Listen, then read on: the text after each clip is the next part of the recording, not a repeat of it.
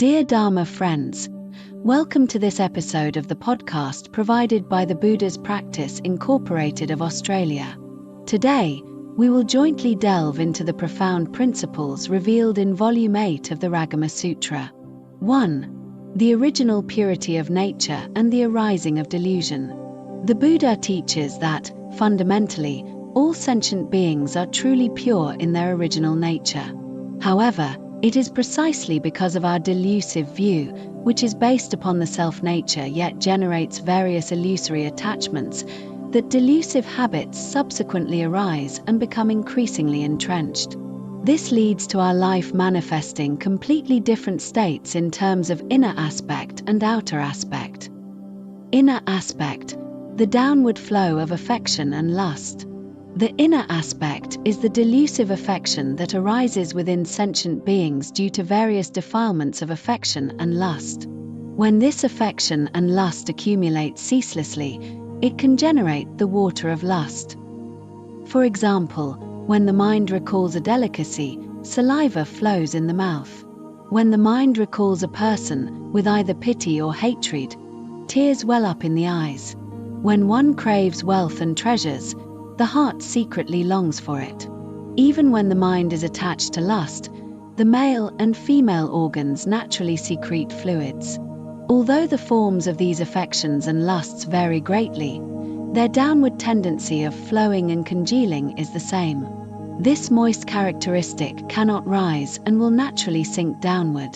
This tells us that when a person is pulled by these greedy attachments, they will only become more unfortunate, continuously sinking downward.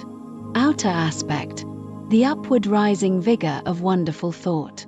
The outer aspect is the illusory thought generated externally in sentient beings due to extreme thirsting and longing.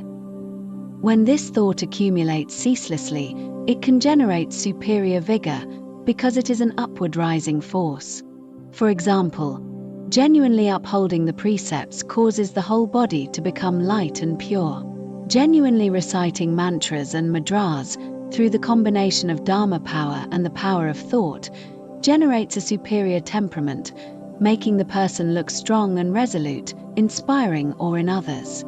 If the mind constantly wishes to be born in the heavens, one will dream of flying. If the mind abides in the Buddha land and concentrates on contemplation, over time, the supreme sacred realm will manifest in the unseen. Although these many thoughts are diverse, their tendency to lightly rise is the same. This moving, flying momentum does not sink but is a natural transcendence.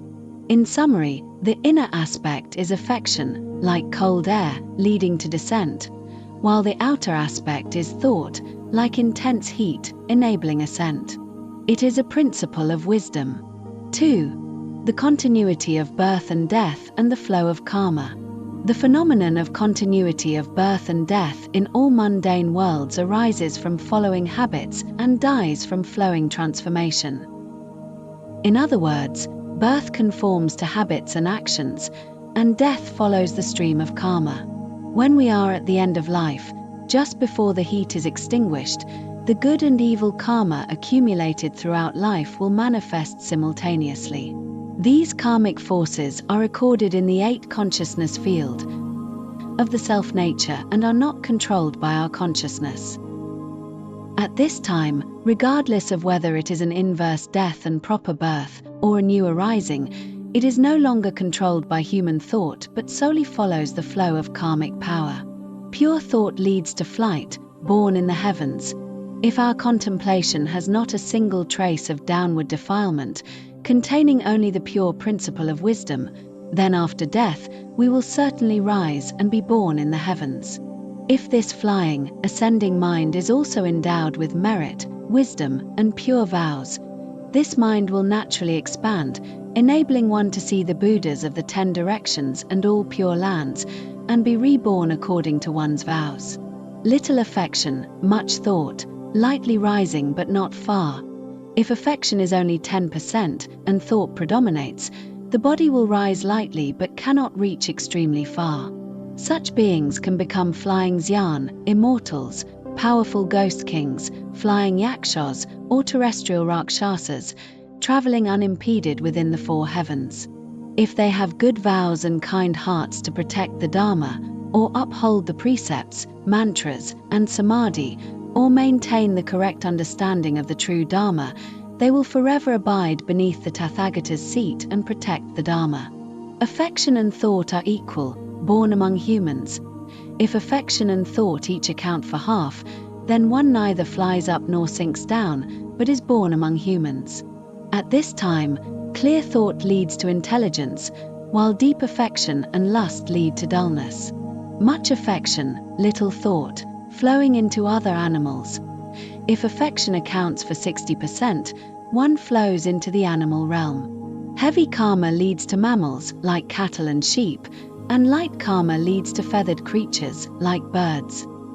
7 parts affection, 3 parts thought, sinking to the water wheel, becoming hungry ghosts. If affection accounts for 70%, one sinks to the edge of the water wheel at the bottom of the world, born near the fiery boundary, enduring intense fiery burning, becoming a hungry ghost. They have no food or drink and are even harmed by water. This suffering lasts for hundreds of thousands of eons. 9 parts affection, 1 part thought, sinking through the fire wheel, falling into hell. If affection accounts for 90%, one sinks through the fire wheel, and the body enters the place where wind and fire intermingle. Light karma leads to the intermittent hells, while heavy karma leads to the uninterrupted hells. Pure affection leads to sinking, entering Avicii hell. If it is purely affection without a single trace of wise thought, one sinks directly into the Avicii hell. Especially those who are purely affectionate within the Buddhist Dharma, who slander the Mahayana, violate the Buddha's precepts, wildly preach the Dharma, greedily receive offerings from the faithful, recklessly accept respect, or commit the 5 heinous sins and 10 grave precepts, they will be reborn in the Avicii hells of the 10 directions, with almost no chance of emerging again. 3. Conclusion. Everyone, the Buddha's teaching reveals that our self-nature is originally pure, yet due to delusion, affection, and thought arise. The power of this affection and thought pulls us toward different life trajectories, leading to the 6 realms of transmigration and the extreme suffering of the hells. These sufferings are not externally imposed but are received through one's own karma.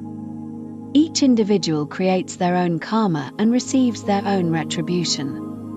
Even with the great compassion of the Buddhas and Bodhisattvas, who can endure suffering on our behalf, the remaining 0.1% of the retribution will still be unbearable for us.